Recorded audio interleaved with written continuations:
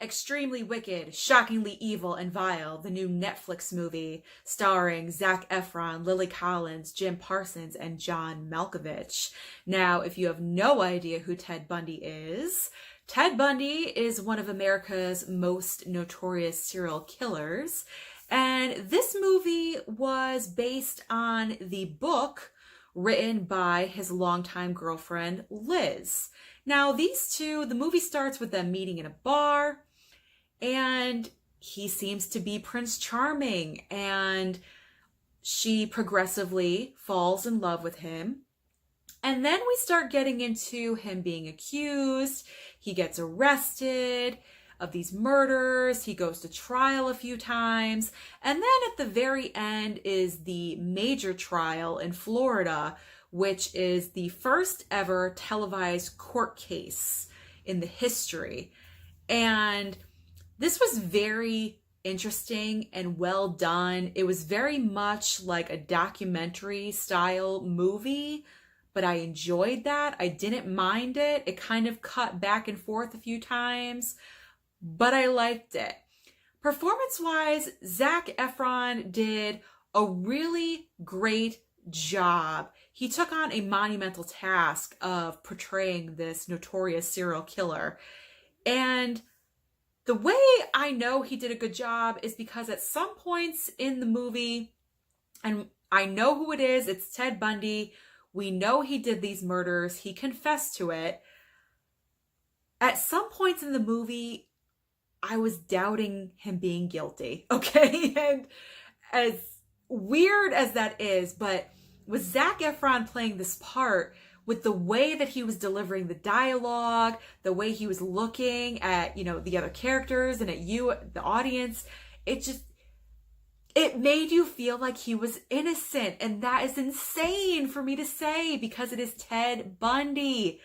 But he did a great job, and I really hope that he is recognized with some award for this performance. Now, Lily Collins plays the longtime girlfriend, Liz. I enjoyed seeing her in this role because normally I associate her with a younger audience from, in movies. And being in this role really upped her game as an actress and really showed her range, because as much as she's staying with Ted throughout the majority of the movie, at some point she does break off from him, but she hasn't broken off.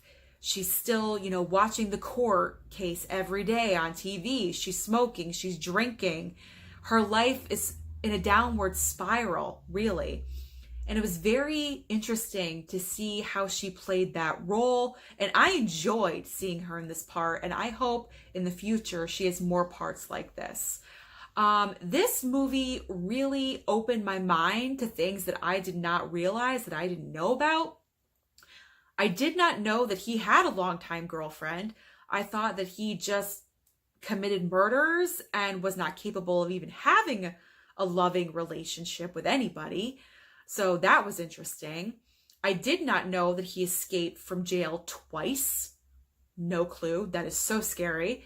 And then the third thing, I had no idea that he had a daughter. He had a child with one of the women that became obsessed with him and, came to court every day and was supporting him.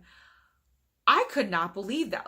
I did not know this information. And I love when movies enlighten me on things that I had no idea about. I highly enjoyed this movie. However, my one complaint is we never went into Ted Bundy's backstory. We never had flashbacks to when he was younger. We never really knew the catalyst, the reason of why he became who he turned into.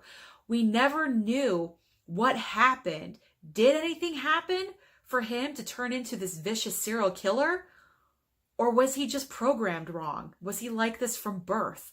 I have no idea. But I really wish we kind of divulged into his past just a little bit to kind of see the path that he took that brought him to where he was at that moment.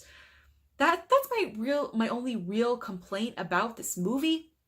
But otherwise, this movie was almost 2 hours long, and I honestly didn't want it to end. Like, I was kind of engrossed in it, and I was compelled by the performances that were being given. And so Netflix did a really, really great job with this one. I highly enjoyed it. On the love it or hate it scale, I highly liked it. And if you have a Netflix account, do yourself a favor and watch this movie. And that is all that I have for today. So please subscribe, like, and comment. And you have been reviewed.